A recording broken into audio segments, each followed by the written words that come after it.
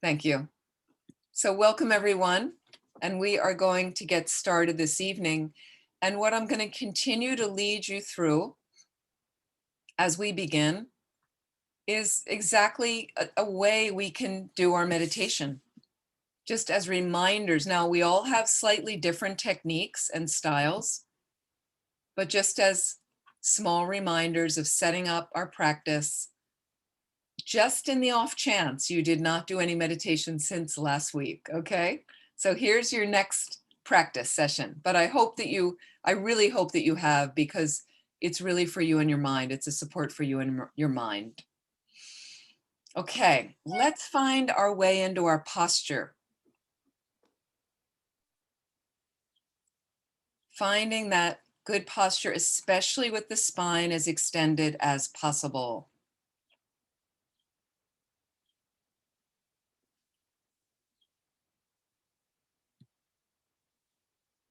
So once again, as if the back is straight. And once again, you want to check the spine, position of the legs, position of your hands, your head, keeping the neck and shoulders relaxed, the eyes lightly closed, focus towards the tip of the nose or the floor and the space in front, and the position of the mouth, teeth, and tongue.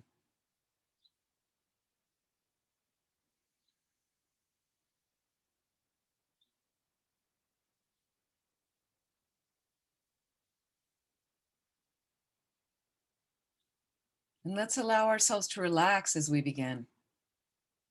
We've let go the activities of the day for this moment, for this time. Take a nice deep breath. Let it fill your body, mind with space, positive energy. And as you exhale, imagine releasing any tension you're holding in your body and mind. And just do that a couple more times.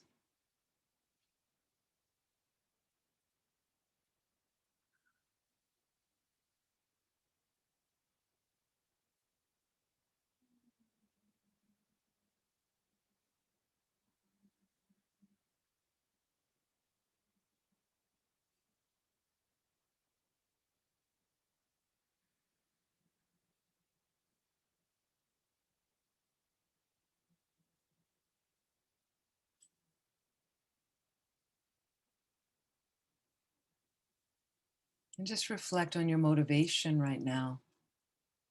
This one bookend of our practice, motivation, so important.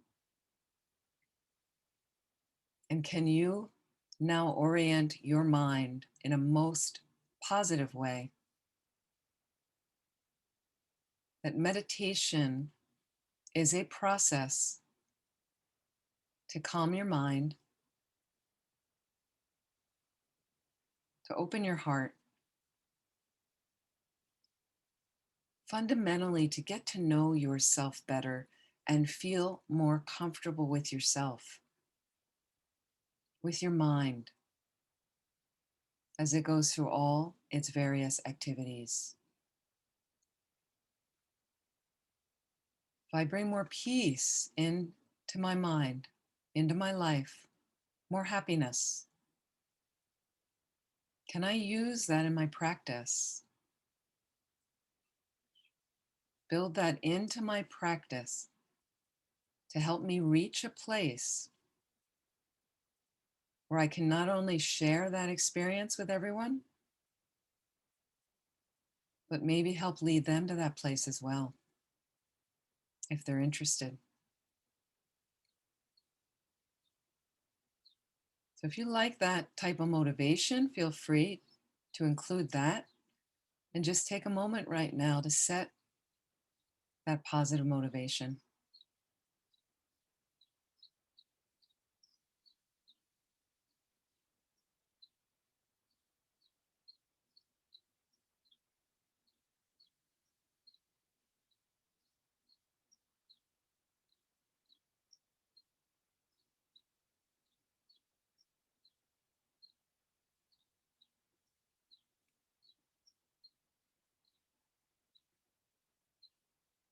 So let's clear out some of the cobwebs now in our subtle energy system that will help us meditate better. Many breathing exercises. Let's do this 9-round breathing. This is one variation. So you can begin by closing off your right nostril. Exhale deeply through the left. As you inhale, close off the left nostril and inhale deeply through the right. Imagine lessening anger and hatred from your mind stream 3 times.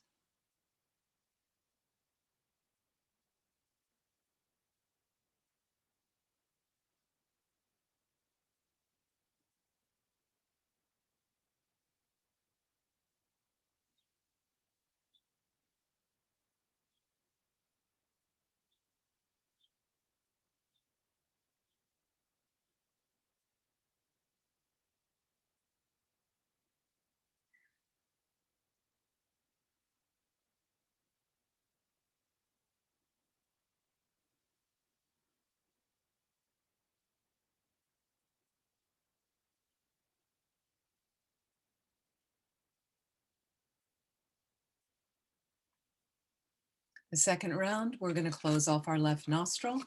Exhale deeply through the right. Then close off your right nostril, inhaling deeply through the left. And imagine you're lessening attachment and desire in your mind 3 times.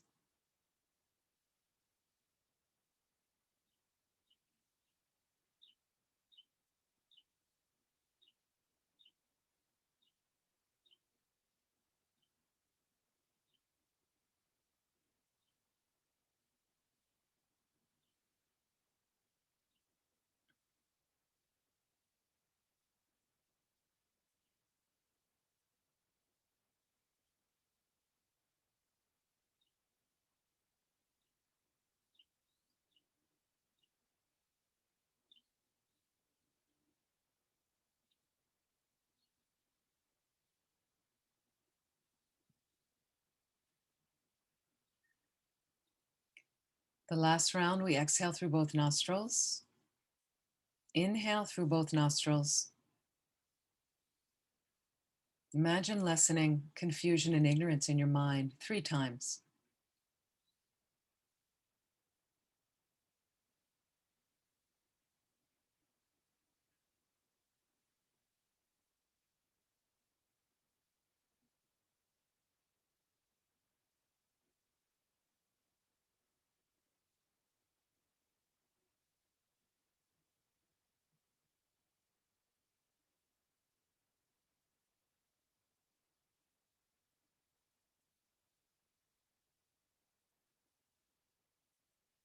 Bring your awareness to your breath right now, a normal, natural breath, just to settle the mind for a moment.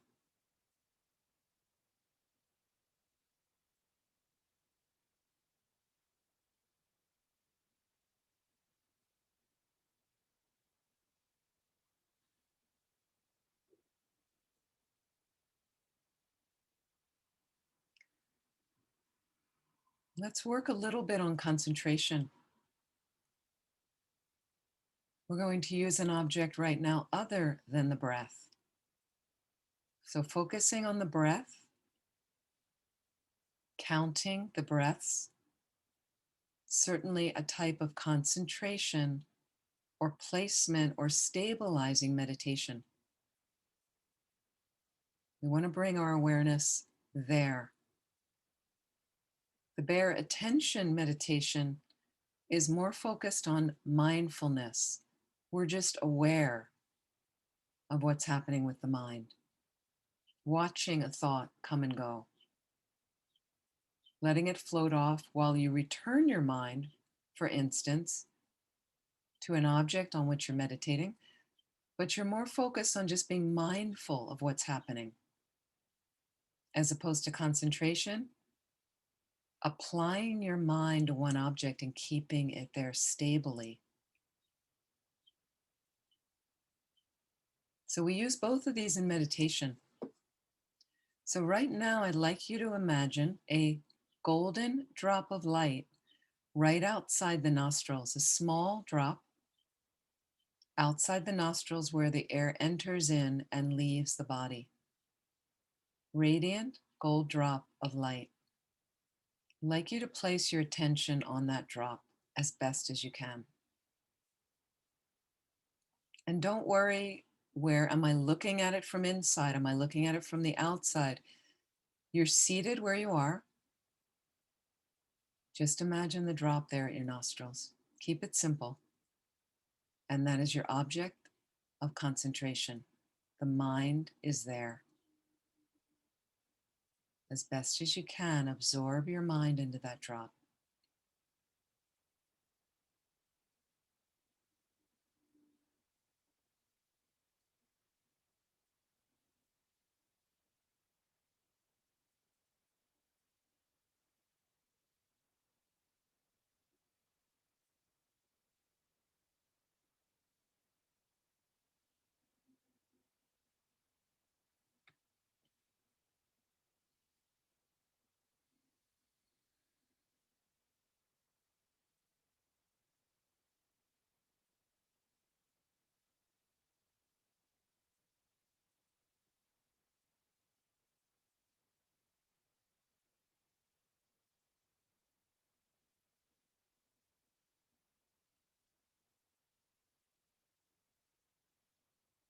Your mind wanders, which is normal.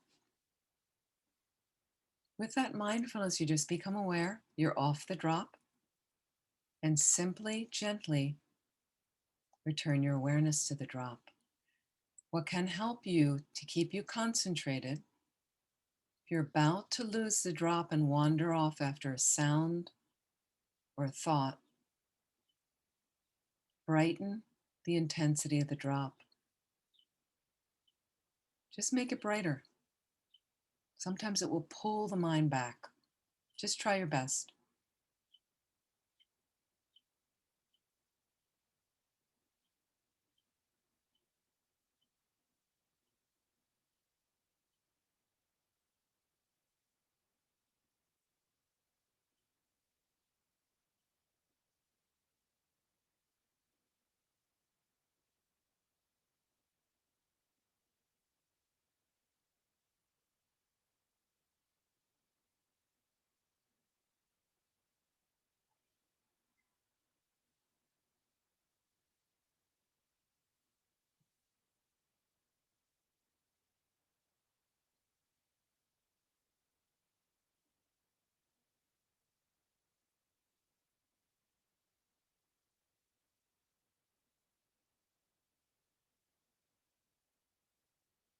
So please relax.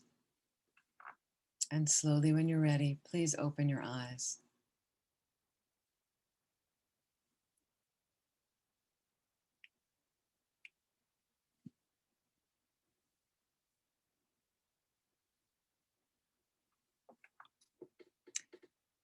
So last week, we started talking about obstacles in meditation.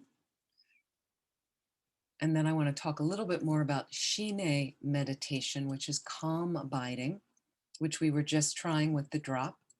I'm going to talk a little bit more about that.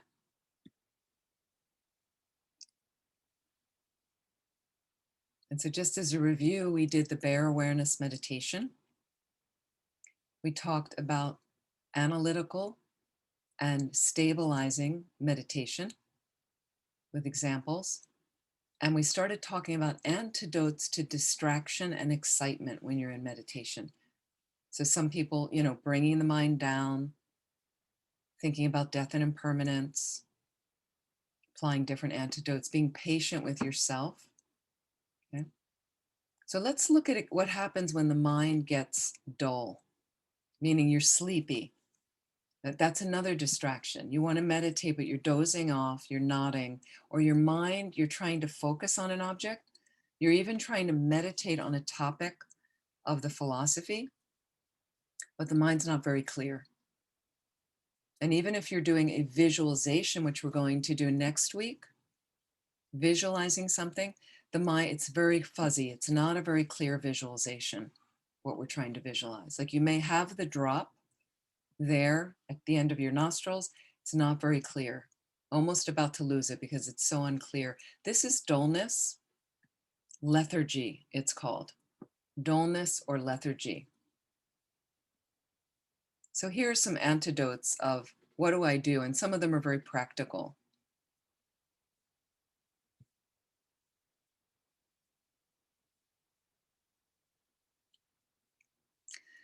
Number one is check your posture. Check your physical posture. You know, some people sit very much with their head down, head dropped down. That makes you sleepy. Okay, so again, it's a balanced posture for the neck and shoulders. Again, I'm not too far up here because that leads to distraction. It can. Too far down, a little bit drowsy. For some people that don't have room where they're sitting and they have to sit on their bed because they don't have that much space in their room or apartment, try to sit in a different direction than you sleep. Because sometimes you're in that same position and you go, well, maybe I'll just do the meditation and lie down. And the next thing you know, you're sleeping. And it creates a habit that when you meditate, you get drowsy. So let's be practical.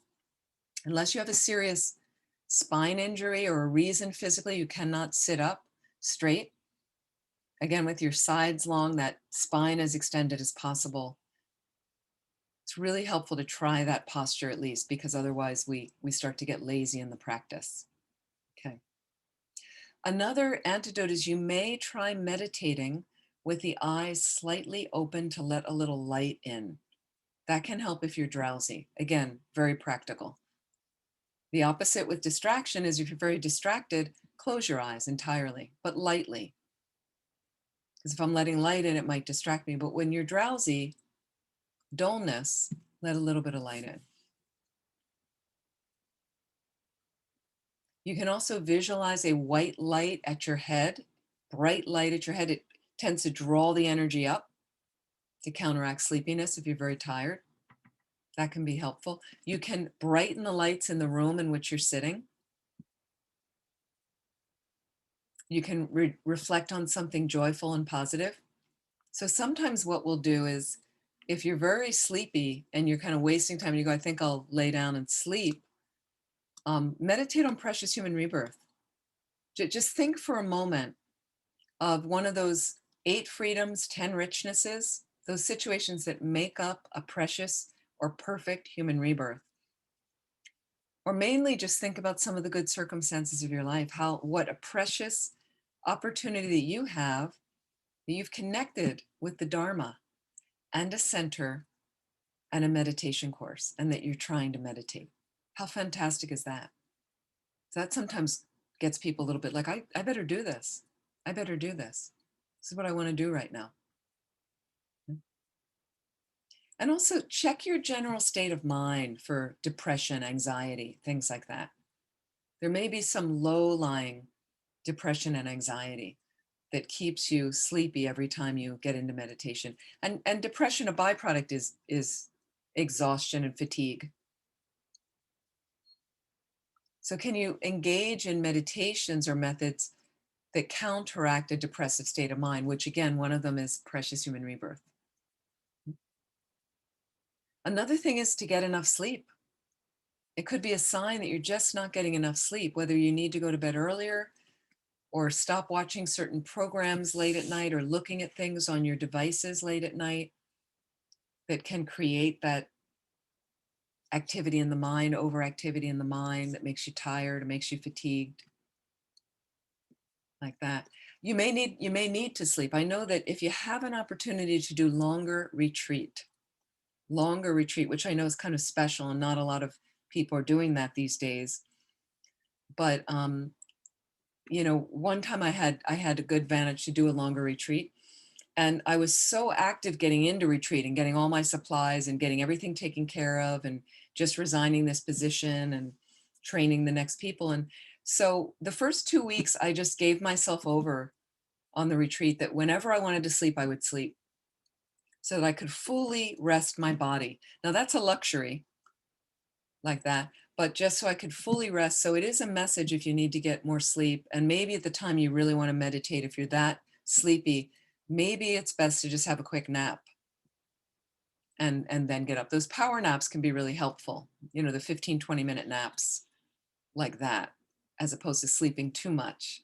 So, and again, sometimes you need to get up and stretch yourself out right where you are. Go into the bathroom, splash cold water on your face.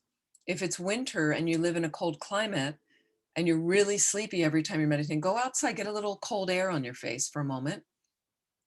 That can wake you up.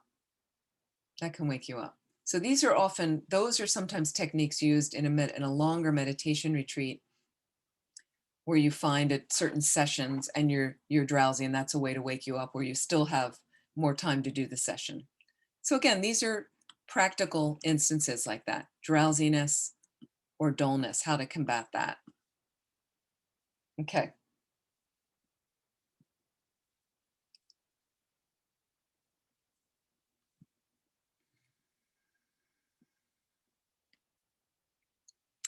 Let's think about also, well, we're going to talk about this in a moment. Let me talk about Shine right now. Shine meditation. Okay. Shine is a word in Tibetan that means calm abiding. Calm abiding. And so what we're trying to do and what we think of as standard meditation is you're placing your mind on an object and you're keeping it there calmly.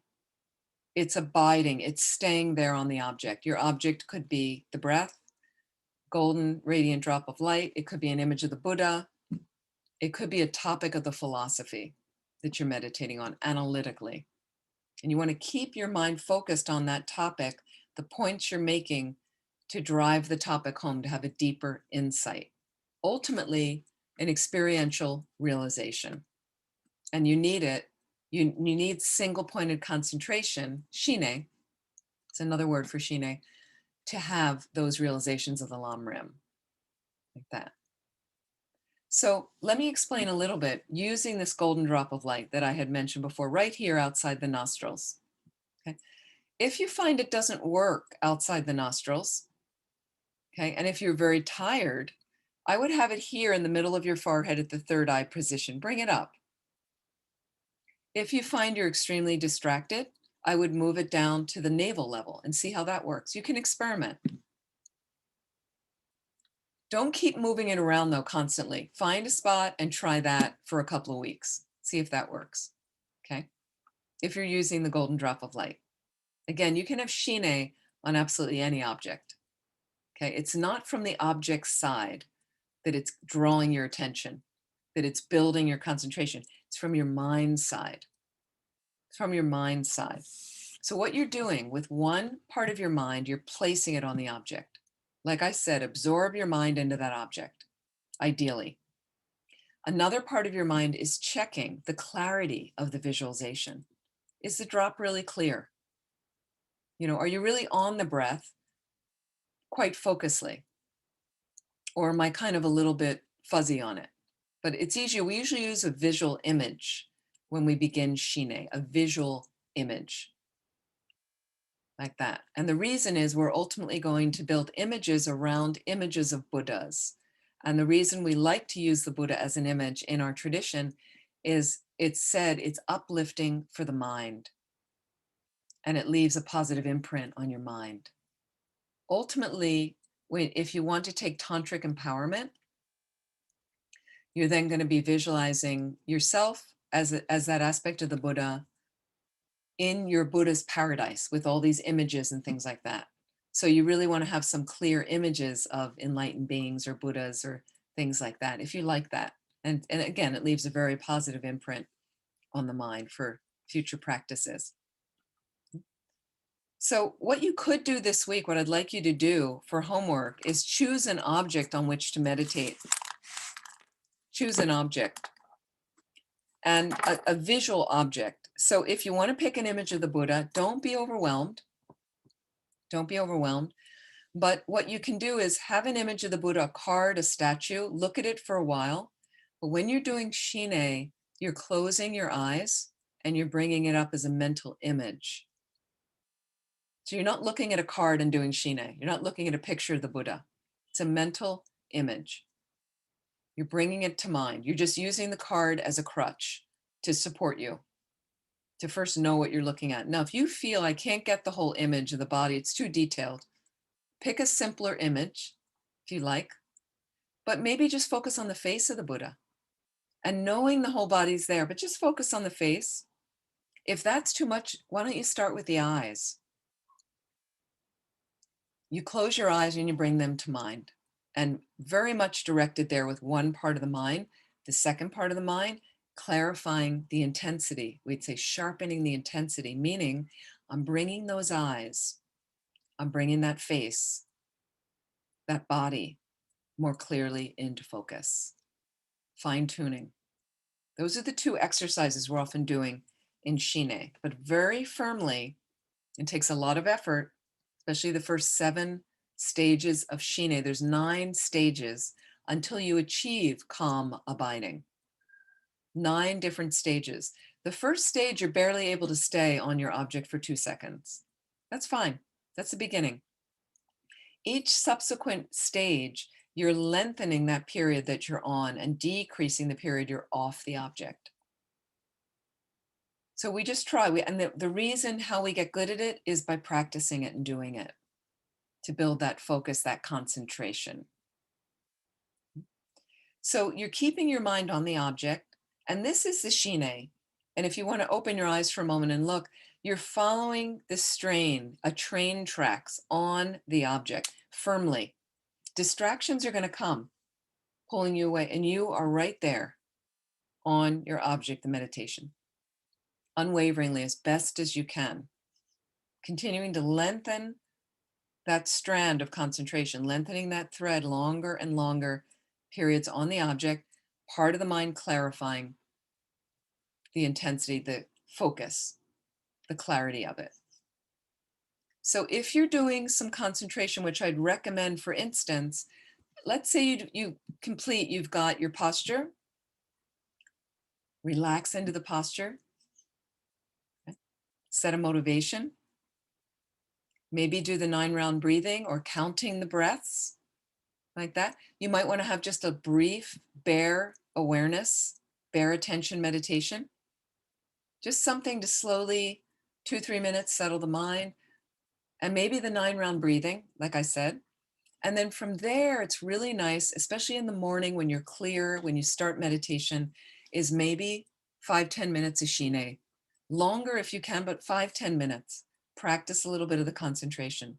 Now, what you want to do is, if you have 10 minutes, and if you're newer, break it into 2 5-minute segments.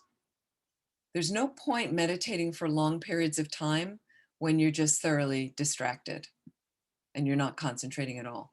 So keep the segments short, and overall, keep your meditation sessions short until you have more weight there and balance, where you feel like it's going well, and now you can sit for longer periods of time. That's great. We build that slowly. We develop that. So what you're going to do is, with 10 minutes, you don't really need a timer. You can estimate the 5 minutes. And you can have a little clock next to you or your watch or something. And just be careful, if you have the phone there as a timekeeper, that all the notifications are turned off, all the sounds are turned off, because it's just going to distract you. That's why I often tell people to have a different type of time mechanism. Okay. But you can quickly check, and if you see you're at 3 minutes, then you just go back to the meditation, back on your object.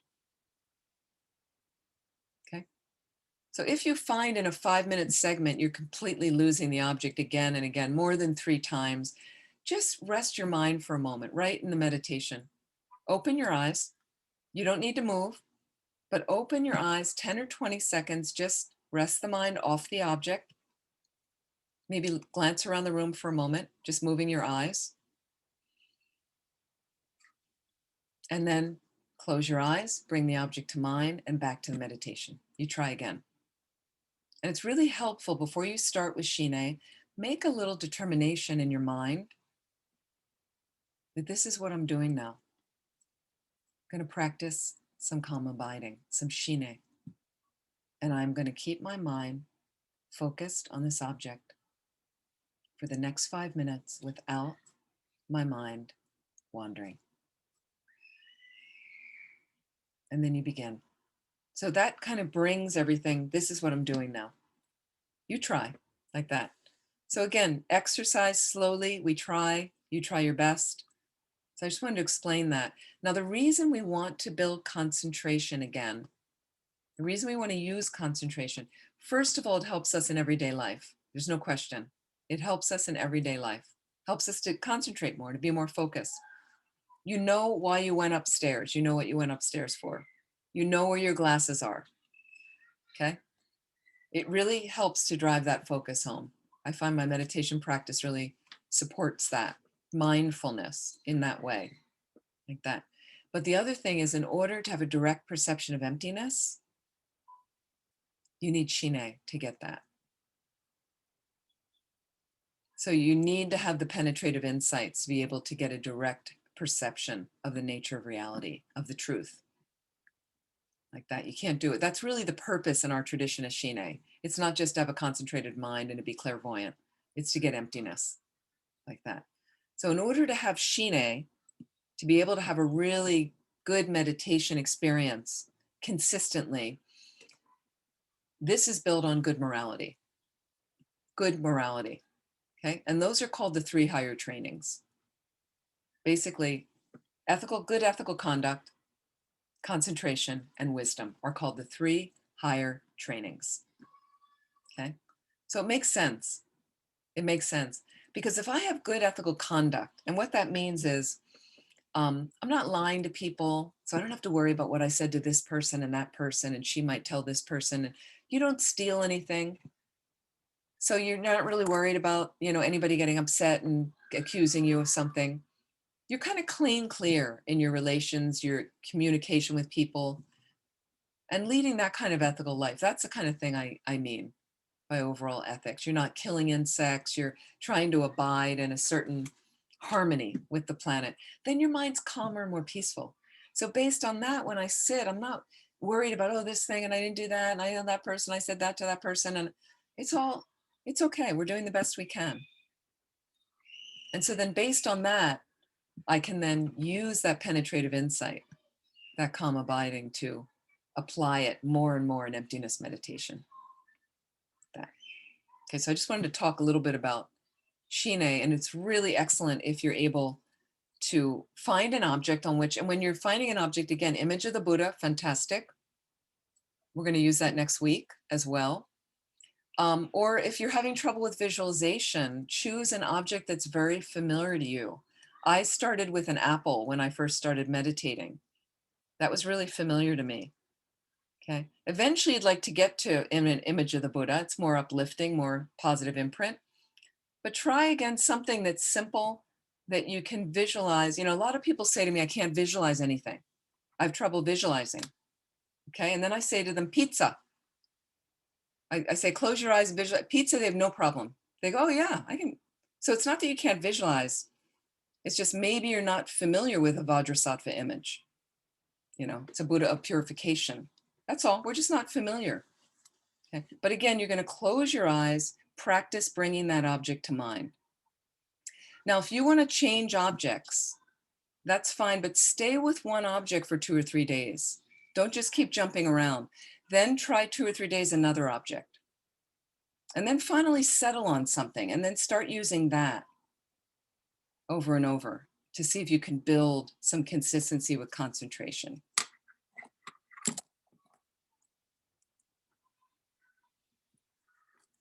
Okay, so what I'd love you to do this week again is, we're setting up, just like the meditation we did briefly tonight. You set it up, get used to that. Like, I've got things. Now you can adapt a few things, and we have different techniques, but basically you're getting this thing, the posture, the motivation, the relaxing, get into a thing, and then try some meditation like that. Okay. Let me talk a little bit more about obstacles.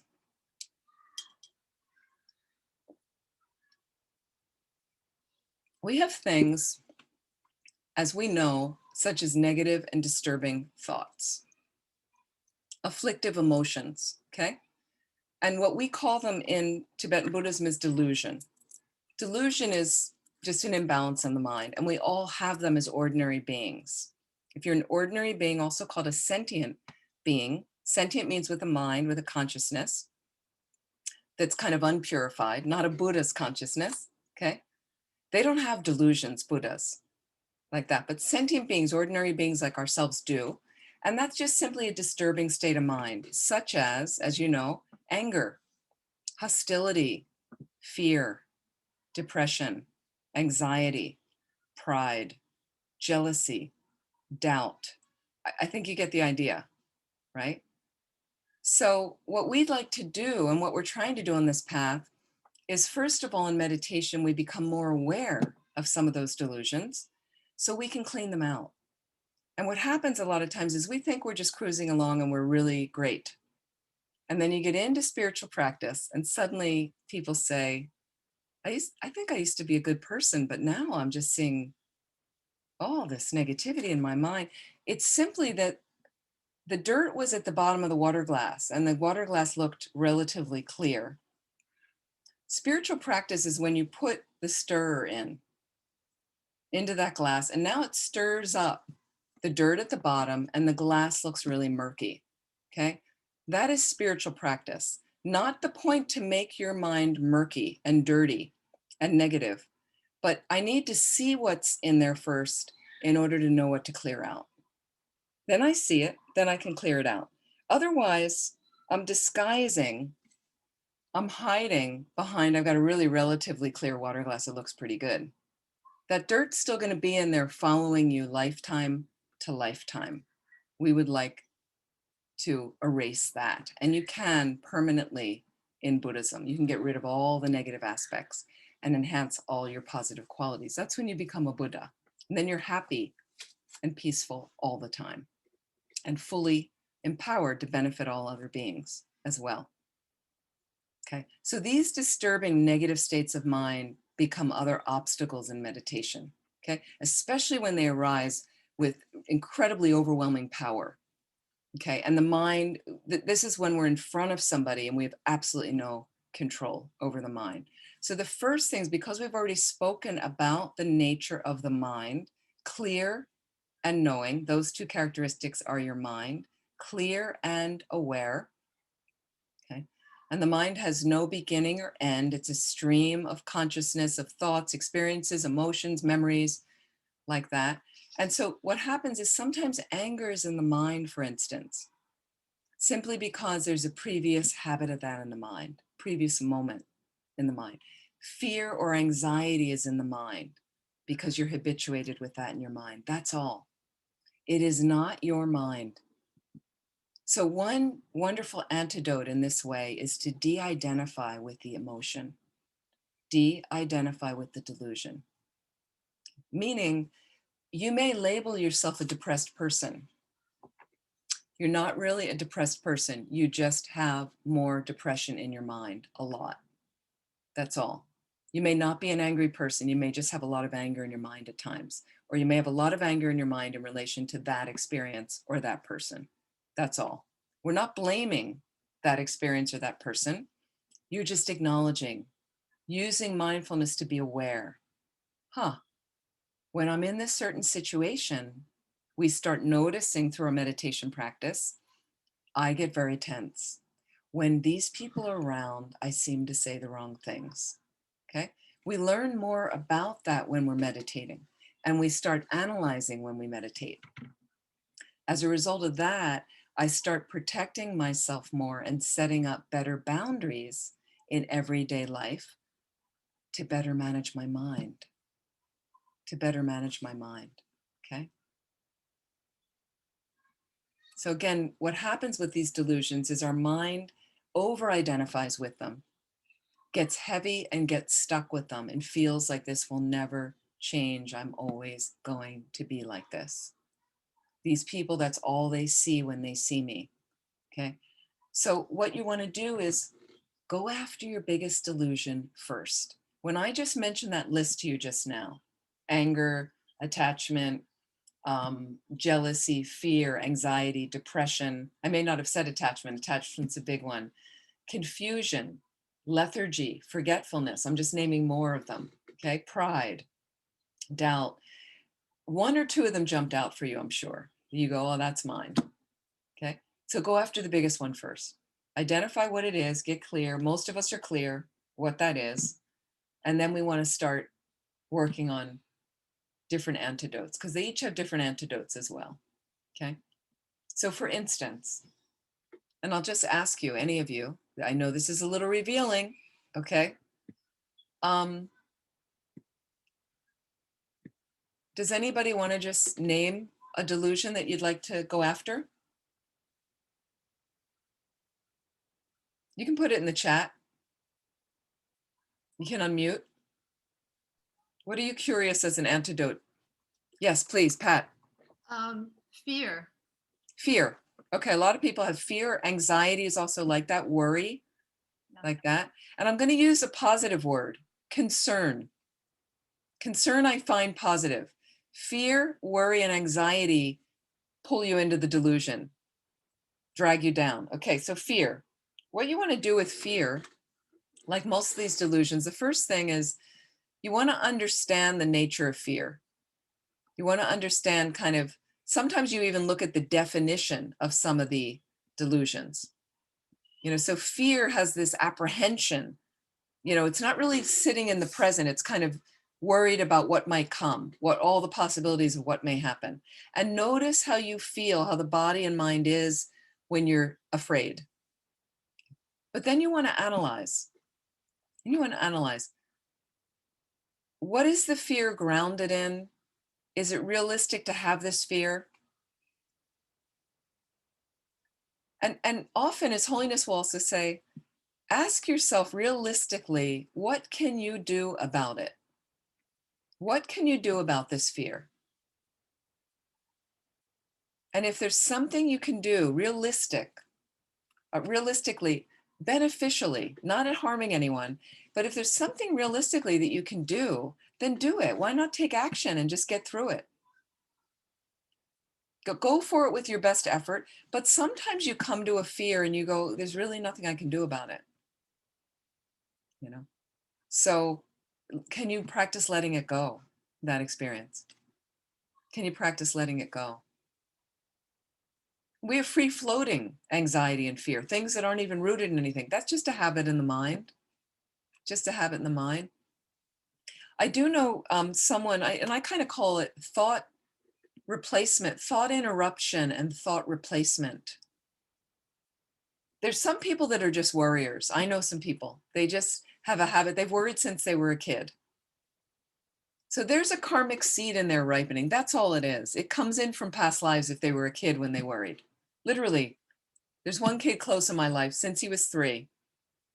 He just had something he needed to worry. He was always worried about something. There was nothing wrong. He was 3 years old, for God's sake, right? Okay. So it's just a habit in the mind that must have come in from past lives. So he has a habit. He's an adult now. He just has a habit of worrying. And there was a phone call I had with him years ago. There was nothing to worry about. He had a great job, great place to live, partner, everything good, good money he was making, planned a trip with his friends. They rented a house in another country. They were going to go, all excited. He'd done it before. It was looking forward. And then on the phone, he started obsessing about the house. Well, maybe the house doesn't have this, and maybe we don't have that. And these are young guys that are pretty flexible, and he started telling me all this. And I said, oh, so this is just your latest thing to worry about, isn't it? And he stopped and we kind of laughed. And I said, because you really don't have anything to worry about. This is your holiday. And whether the house isn't perfect or not, it's still going to be pretty fun, isn't it? And he said, yeah. And I said, you're just worrying out of habit that you need something to worry about. And he said, oh yeah, you're right. Like, so some people it's just a habit. If you recognize that thought interruption, sometimes you say to yourself, or you ask your partner or somebody close to you, and they notice you're worrying about, stop thinking. It's easier if you say to yourself, stop thinking about that thing. I don't really need to think about it right now. Okay. And then right after that, can you replace the worry thoughts with something really positive? Even visual images. So for instance, I do know a woman who really has severe anxiety, and she's been in treatment for a long time, and she's really getting on the other side of it. She's really doing well. And what she does is her visualization, you're going to have your own, but she visualizes herself in a small room filled with puppies, puppy dogs. Seriously, you have to find your own image because for her, that's a delightful image. She loves puppy dogs. She visualizes them soft, squirmy, squealing, happy, tails wagging, jumping on her, licking her face. A happy scene. And she just goes right there when she notices the anxiety. She notices her throat constricting, heart racing, whatever's going on. And she just has a moment in her mind, stop, and puppy dogs is what she works on for her. Again, you can try your own experiences, pick out your own images, and just try to, once again, applying your concentration to the replacing image for a moment. Personally, I like to use my practice. So when I visualize the Buddhas, my merit field like that, I can actually engage them in conversation. I'm struggling with this right now. I'm struggling with that. Some of you know I'm making tsatsas, these Buddha images. And, some days they're not turning out very well. And I might go back to my meditation space and say, I really want them to come out because if not, it takes me a long time to fix them. And it's very time consuming and it's really hard on my eyes. And so I'll discuss with my merit field, can you please help me have them come out nicely? And it just lifts up my mind. I just feel like I'm really connected to these Buddhas, my teachers, and they're there around me all the time, even though I can't really see them. Make the practice come alive like that for you. It's possible. So those are a couple things with fear, with worry. Here's another funny thing with worry. This is a little bit more amusing. For those of you that have a habit of worrying, okay, and it's not that constructive when you worry. Concern is just what I was saying from His Holiness. But there's many things we're concerned about. Oh, wait a minute, what's my responsibility? What can I do in that situation? Well, let me do it then. There is something I can do beneficially and, the kind heart, do it. And sometimes with concern, I'll notice there's nothing I can do. I just have to let it go. No point overthinking it like that. So that's concern is different. But with worry, why not try scheduling your time to worry? Worriers need some time to worry. That's just something they do. Okay. So, and I'm serious. You notice this worry keeps coming up and it's at night keeping you up. You can't go back to sleep. Okay. You wake up in the middle of the night. You've explored. What can you do? Whatever. It's still coming up. It's still finding its way into your mind. Okay. Thursday at 4 p.m. That's my worry time. 4 to 4:30. So every time that worry comes up in your mind, again, stop thinking. I don't need to do this right now because I've got Thursday at 4. Put it on your calendar, Thursday at 4.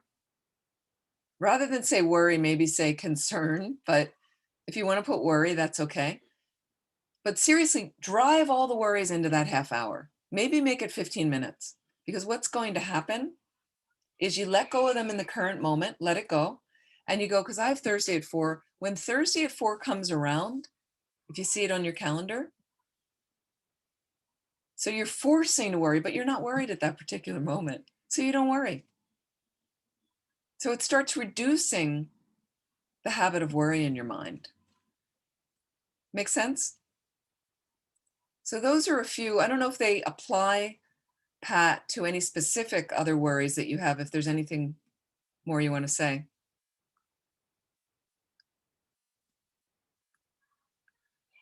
Yeah, it's pretty general, or it's a kind of, a kind of state of mind. Like free-floating anxiety?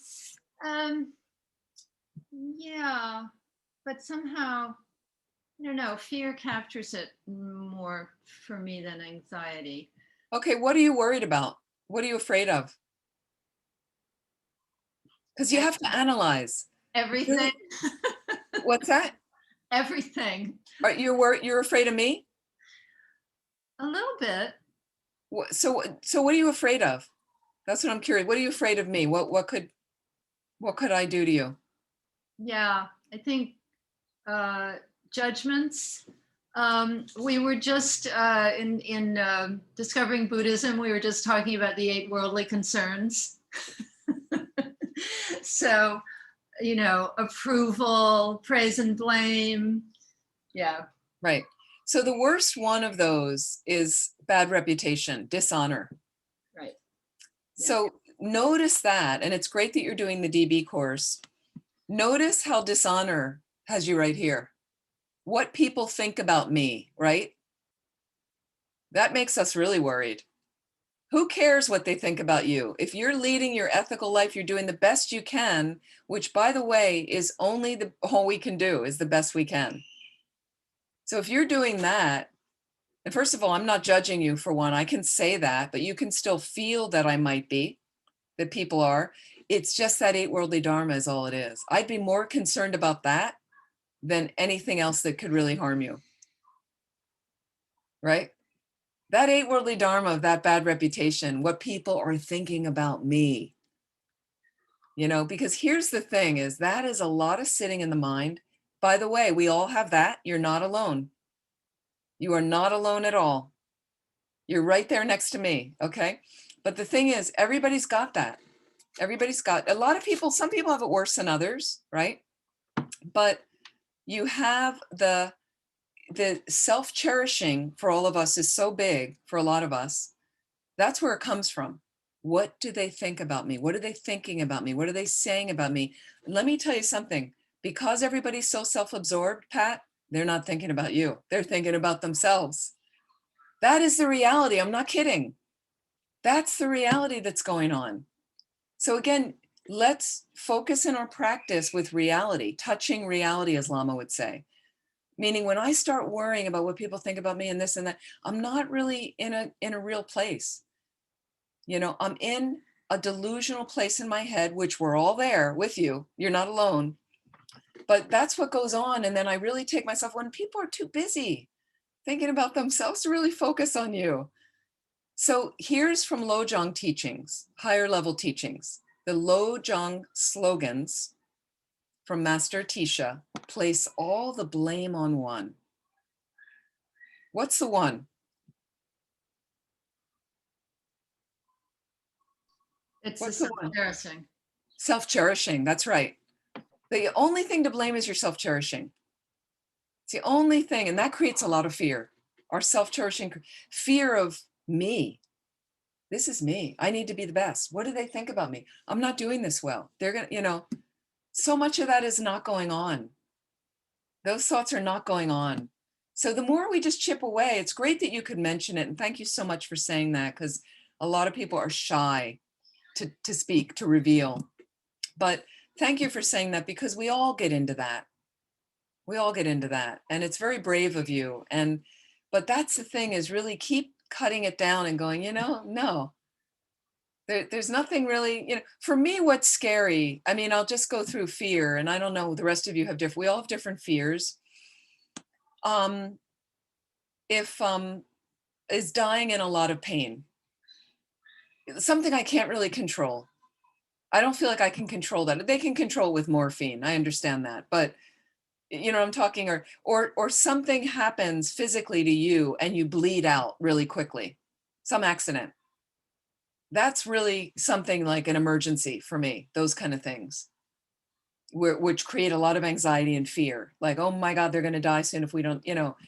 So, but again, we do get in habits in our minds of these other things seem to be more important, like what people think about me. And a lot of our culture is like that. A lot of our culture influences us that way. So again, you just be the best you can. And hey, you're here hosting Shanti Deva tonight and this course, and I'm so grateful to you. So thank you so much. But anyway, it's really interesting to look at those fears. Thank you. I want to do a meditation now. How do we deal on a meditative level with some of these? This is your third little exercise. So all I'm asking this week is, first of all, please get on your cushion. Please try as much as you can. We've got a number of handouts and meditations we've been doing, but find an object on which to meditate, a visual object. Close your eyes, bring it to mind as best as you can. Try some Shine as you set up that meditation practice. And now we're going to go to a more analytical meditation. So what you can do, set up the practice exactly as we did, right? 5-10 minutes on concentration on the Shine, right? And then you could go to handout 8, which is transforming negative experiences into positive. So that way you get a real full rounded practice of all setting it up, getting in the thing, concentration, and now some analytical, applying that concentration with an analytical thing, and then we're going to dedicate the merit. So I'm just trying to keep over and over showing you how we can do this. And I'm going to follow this one. I have a different, sometimes a different one of transforming negative experiences, but I'm going to follow this from handout number 8, this meditation. So just sit comfortably once again.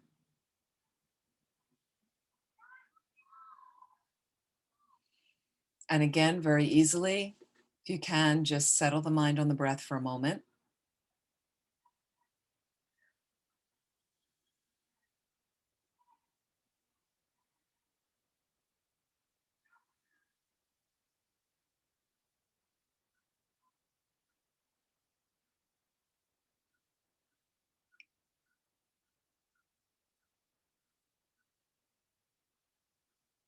So spend a few moments right now thinking about your day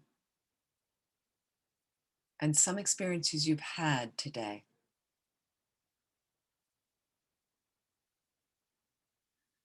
And focus especially on difficult situations that may have arisen. So situations you may have been impatient. Maybe you snapped at someone. You've seen others and judged them as problems or enemies or difficult people. And maybe if it wasn't today, maybe this past week or month. So take a situation right now.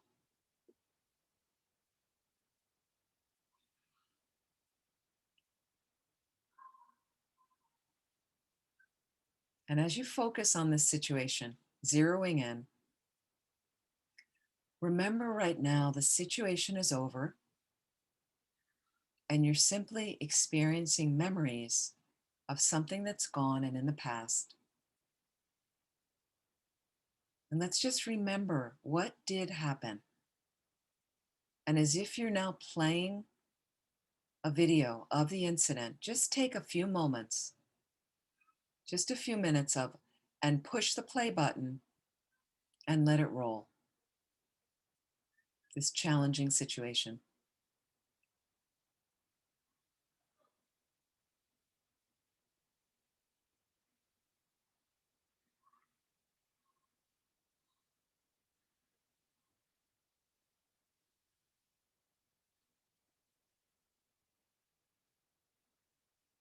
And just watch and observe your mind. Watch and observe your behavior as this situation replays for you.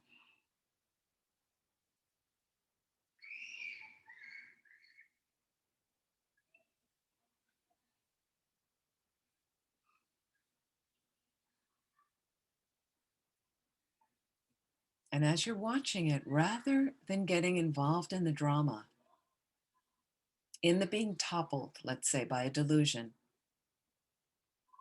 okay, can you manage right now as you're observing to just de-identify with whatever negative experiences were coming up in your mind? You're just simply watching right now. Just observe.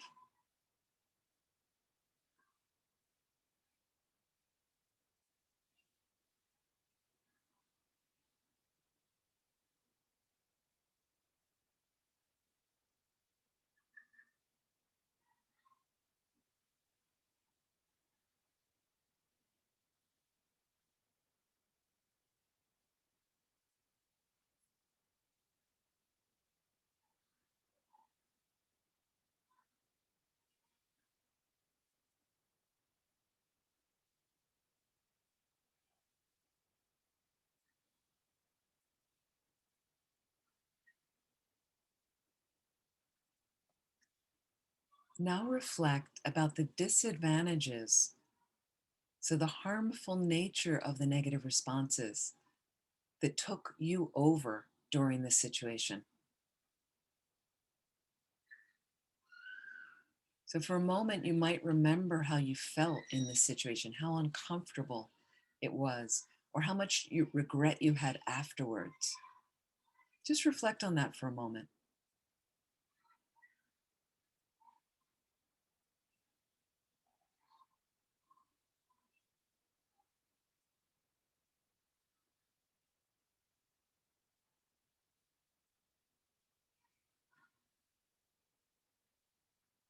Was this situation comfortable or peaceful? Or was it agitated? Did you say things you didn't mean to say? Just notice it.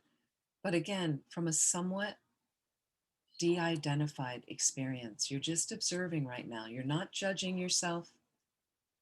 No heavy feelings on yourself. You're just watching.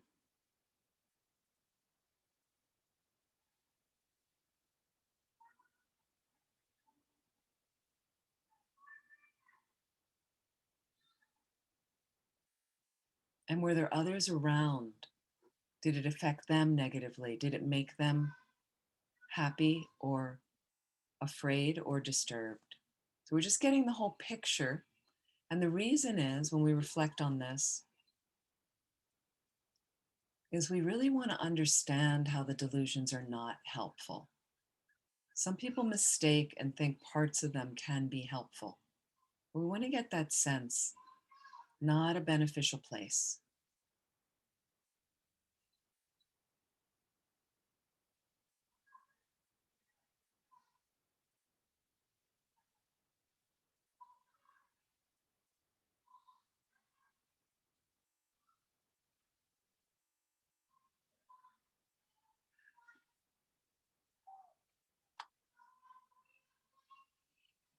And did your negative response help the situation at all? Did it lead to a positive solution? Did it help everyone? Yourself? Do you feel good and understand each other better?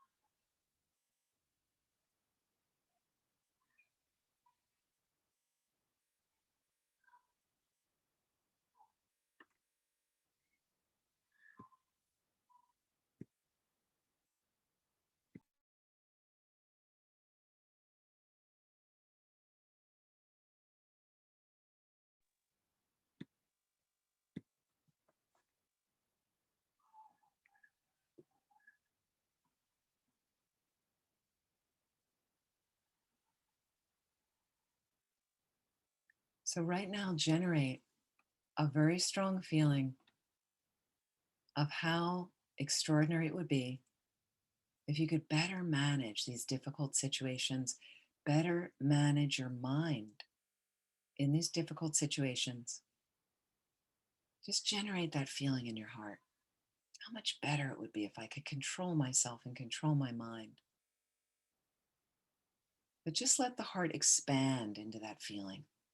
It's not constricting, it's not laying a trip on yourself. We're going to develop and grow into that space.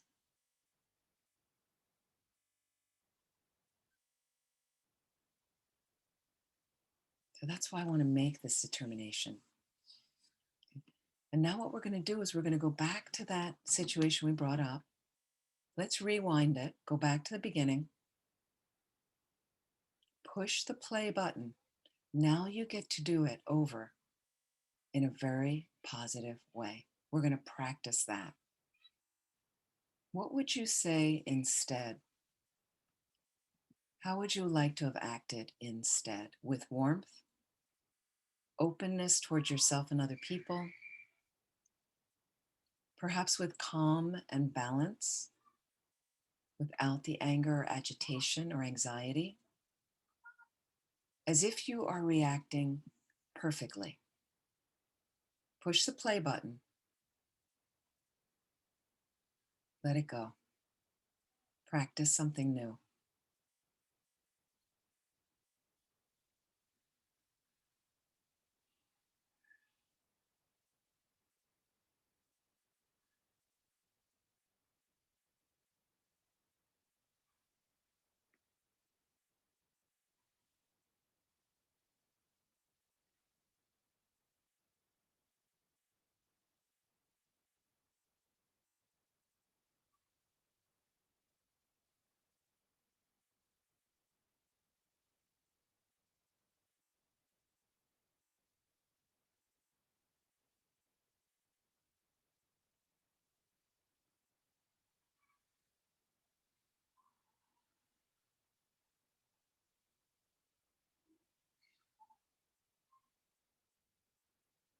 And just observe the space around the people, the effect it has on you and others.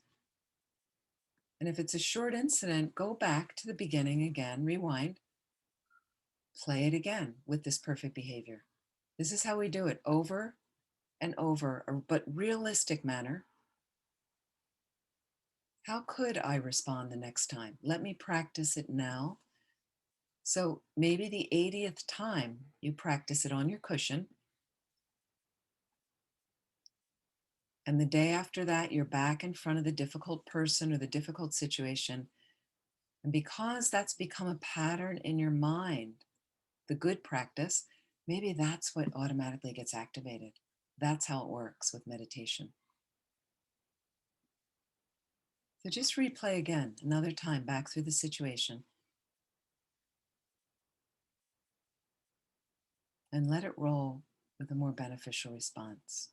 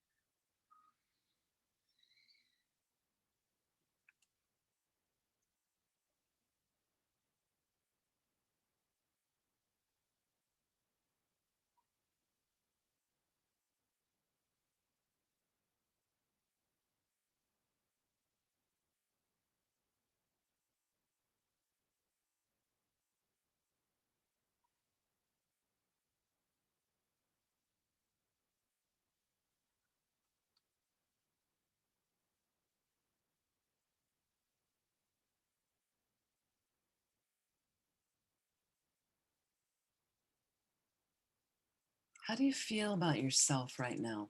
Looking at yourself at the end of this more positive situation.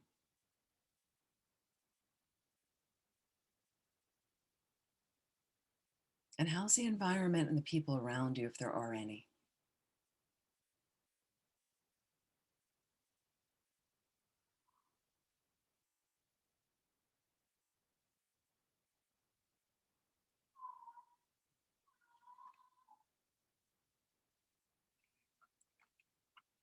So take a moment now to make a strong determination, as best as you can, the next time you encounter difficulties that really try your patience or that really make you anxious or attached.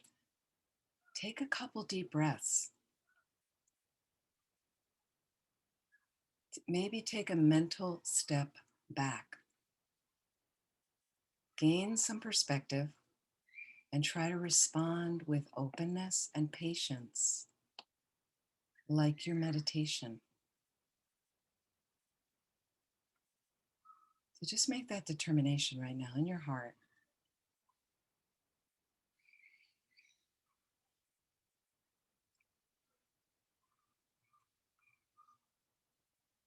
And additionally, can you make a strong determination that as these delusions will keep arising,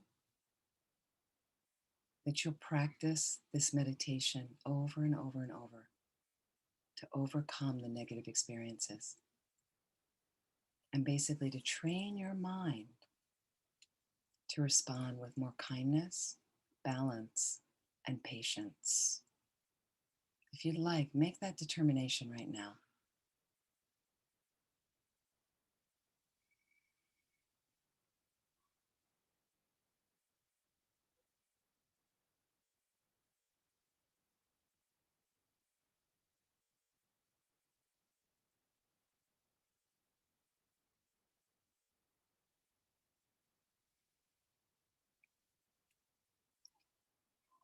Please relax. And when you're ready, please open your eyes.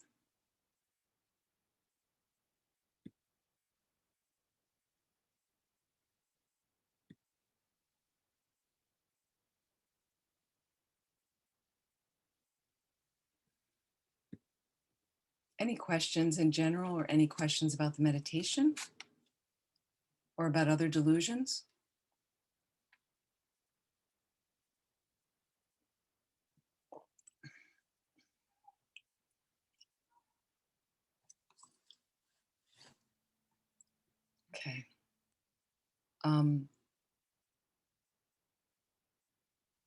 I've also got one quick question for Pat. I believe next week, which is July 2nd, I think we don't have class. Is that correct? July 2nd? Because of the holiday I was weekend? going to ask you the very same thing. Okay, I thought we had skipped. I can, let me see if I can quickly call up my registration. Hold on a Okay, second. and I'm also going to check something as well if I can. I just Yeah, want to so double let me check. see. Yeah, the next one is 7/9. Yeah, so it does Yes, not meet this coming Friday. that's right. I see it too. I have it on one. Yeah, Okay. it's I 7. just wanted to clarify that for everyone, so that there isn't class because of the holiday weekend. Some people will be away, so there won't be class next weekend. And okay, great. So I just want, so what I would really ask is to try, that's handout 8.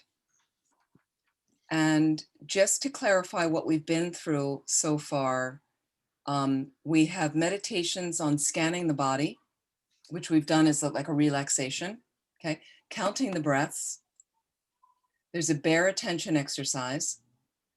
There's 2 meditations, meditation like the sky and meditation like the ocean, which we did in a variation as the clarity of consciousness. So you could do the meditation like the sky, like the ocean, just so you have these references. That is when we talked about the nature of the mind. There's the 9-round breathing, and there is the transforming the negative emotions into positive. The other handout that is the 7-point postures is technically another handout. It's not really a meditation, but it's another handout. So I just want to clarify the 8 so far that we've been working on. Okay.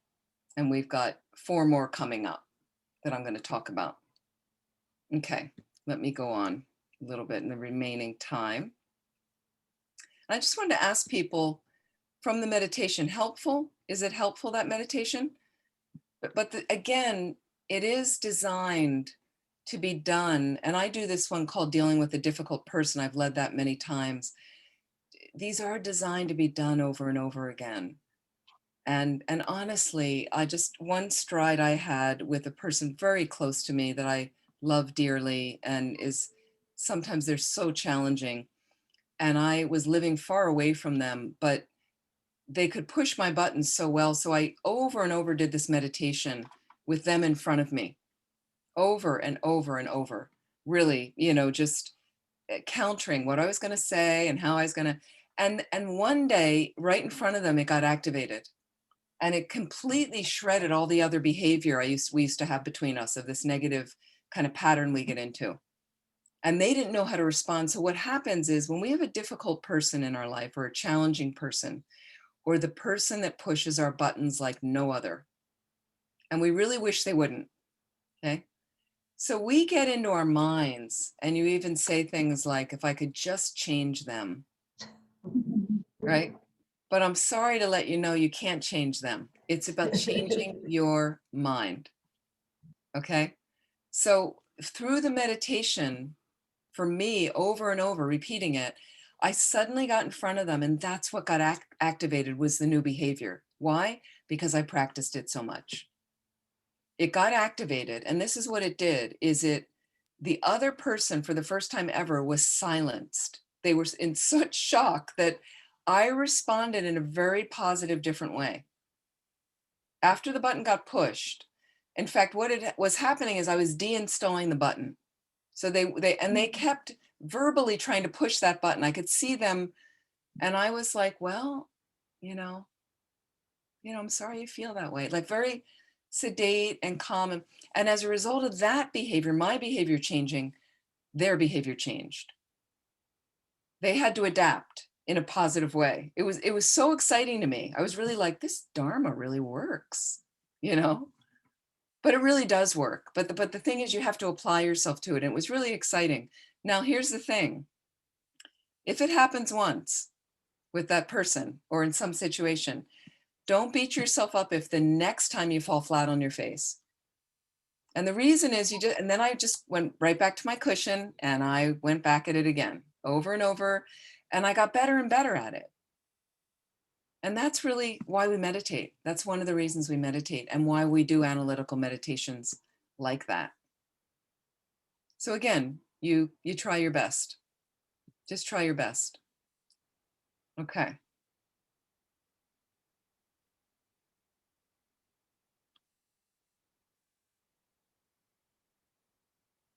Okay. One last little thing I'm going to go on. Okay.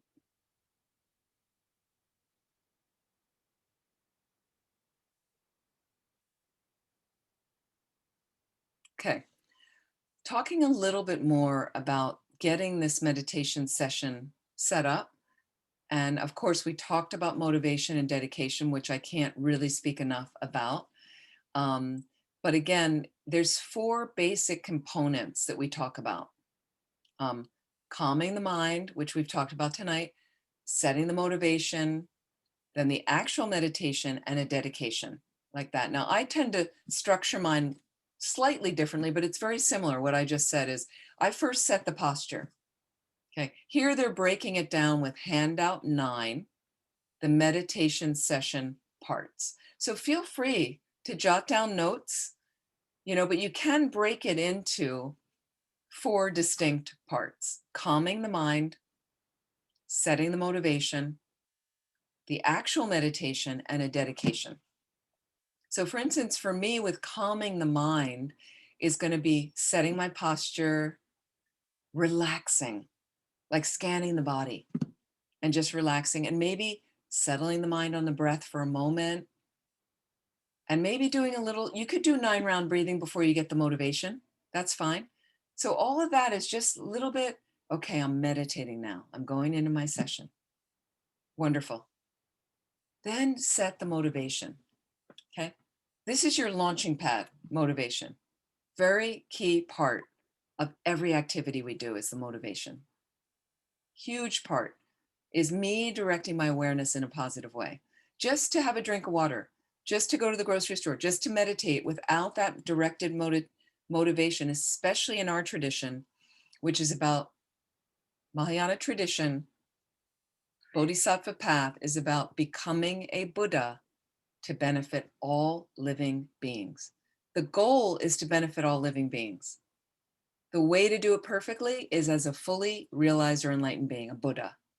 Okay. So a lot of times we think the Mahayana path is to benefit all living beings. No, it's to get enlightened to benefit all living beings. That's really our deeper motivation on this path. Now you can have a motivation about anything. You can direct your mind, I want to be happy today. Great. But the real Mahayana motivation, what plants deeper seeds of virtue and positivity in your mind that will help you become a Buddha more quickly, will help you progress along this path more quickly, is that I'm doing this meditation right now, not just for my own calm and happiness and all that. That's a wonderful byproduct, but it's really to plant seeds to get me enlightened quickly so I can benefit all living beings. Great. So that's that motivation. Huge, huge there, the role of that intention, okay, in determining the nature of our following actions. Okay. And I do find when I really, now what happens is we blah, blah it because we're so used to saying it. If you've been at this path a long time, like Linda and other people. Okay. So we just say, I become Buddha, and you don't even, so really put your mind present there. And I take time when I do my, especially in the morning, the first motivation.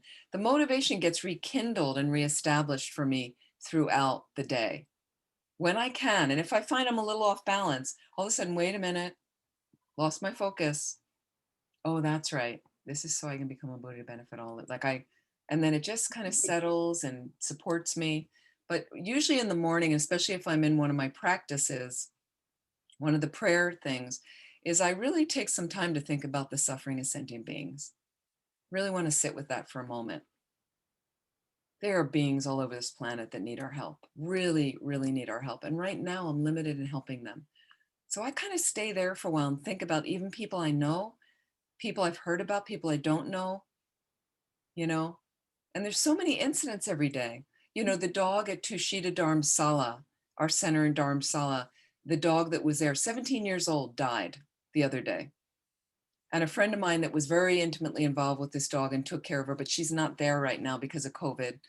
And the suffering, you know, of a message from her this morning about the dog and how she wasn't, you know, and just that suffering heart. And then another friend of ours, a nun in Rio in Brazil, her brother's in the ICU on a ventilator with COVID. So the concern for the family, and when it got worse and suddenly he was bad and then he was worse and then he was in the ICU and then the next thing he's intubated on a ventilator. Like it's, you know, so all, but these are just two people I know, let alone all the people I don't know. So I like to stay there for a while. Yeah, a few minutes, you know, really thinking of like, I'm so limited right now. I'm trying my best and I'm going to keep on this path. But if I were a Buddha, I would know the best way to help every moment and I would act from there. And byproduct, I'd be happy all the time.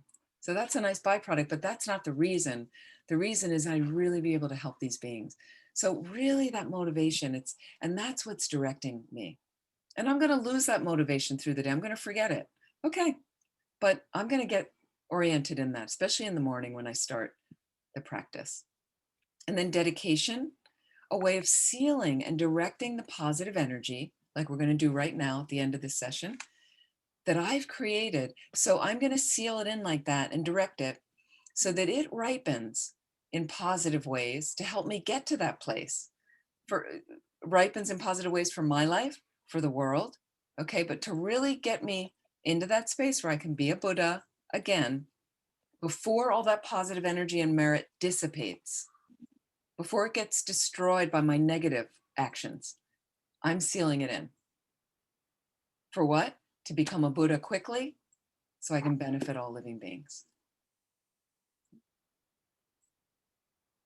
Okay, so we're going to end there. And I also want to mention, if you have the book How to Meditate, which is recommended for this course as well, it's a wonderful book by Kathleen McDonald, who really is our longest term nun in our organization. Venerable Sangye Kadro is her ordained name, and she's a wonderful teacher and a wonderful nun and a dear friend. If you have How to Meditate, pages 26 and 27 talk about that conducive place to meditate at home, the quiet spot where you're undisturbed, a consistent place if you can, you know, an altar if it's helpful. And there's a little explanation about that that you can review as well, which is really helpful. Like that. And she's also got chapter 2 in How to Meditate about dedication and things like that that you can read. And I'm just going to bring up and share my screen of a few meditations from COVID that Rinpoche likes us to do right now that I thought I would lead a few of these that we can do together in closing. So I would also like to dedicate to the beings right now with COVID. May they be released of that immediately. I'd like to dedicate to the long lives of our precious teachers, His Holiness and Lama Zopa Rinpoche, and especially for Ninjay, the dog who passed away, for Geshe Tenley of our Boston Center at Kurukula Center, who is recovering from a very serious accident. I'd really like to direct our efforts and our dedication and merit to his full, swift well-being. And I'd like to dedicate to Joanne Lemson, Jody Galt, Ross Lasley, and Norma Harris, and Debbie Warner, who are struggling with various serious illnesses. And I'm going to share my screen. And sometimes it's helpful, Pat, if you mention to people, you put stuff in the chat. So there are upcoming events you can look at that Pat has listed there, because a lot of people sometimes they don't look in the chat. So we're going to do, can you make me a host so I can share my screen? Is that possible? If it's possible, thank you.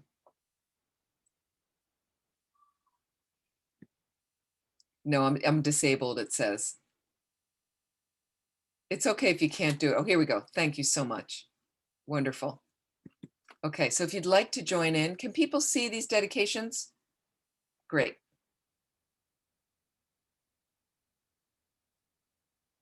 taking all this positive energy. O Janju Senjo Rinpoche Ma Ke Banam Ge Gyurchik Ke Banyam Pa Me Pa Yi Gone Gondu Pelwar Shog. However many sick sentient beings there are, may they quickly be freed from all sicknesses. May all the sicknesses without exception of transmigratory beings never occur again. By the force of the victorious one, Tsongkhapa, acting as our direct Mahayana virtuous friend in all our lives, may we never turn away for even a second from the pure path highly admired by the victorious ones. And we're going to go over here. Rinpoche says this is the most important, is dedicating with emptiness, to seal the merits with emptiness. Due to all the past, present, and future merits collected by me, the numberless Buddhas and the numberless sentient beings, which are completely empty of existing from their own side, may I, who am completely empty of existing from my own side, achieve the state of full enlightenment, which is completely empty of existing from its own side, and lead all sentient beings who are completely empty of existing from their own side to that state which is completely empty of existing from its own side, by myself alone, who am completely empty of existing from my own side. So any understanding you have of emptiness, just take a moment to reflect on that here.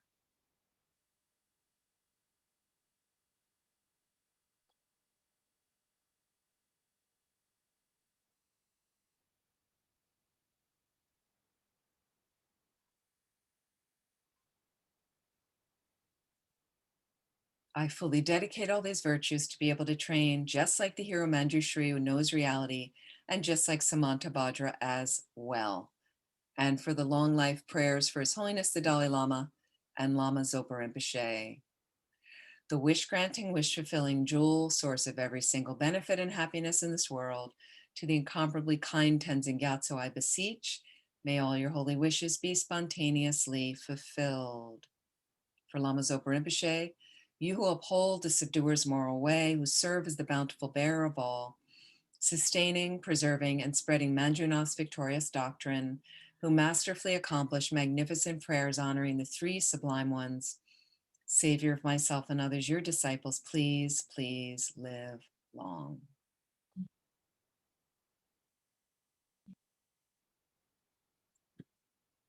Thank you all so much. And I'd like to dedicate also to the flourishing of Shantideva Center, all of our centers. Thank you so much, Pat, for hosting. And I will see, if not before, I will see all of you, I hope, in 2 weeks. And I hope to also maybe see you July 6th. I'm leading a program for Shantideva for His Holiness's birthday. So maybe you can join that, and I wish you all the best, and please take care. And if anyone is interested, I'm making the last of the tsatsas, the last that I'm able to make right now. I don't know if I'll finish them right now, but I'm starting to wind down. If anybody wants a box, I can send an assorted box. If you, I'll put my, this is my email, just email me. And I just ask people to pay the shipping, which is $21.90. So, and I'll send you out a little box, all bubble wrapped and everything, of these Buddha images like that. So let me know. Thank you so much. And please be well. Much Thank gratitude. you. Thank you, Pat. Please take care.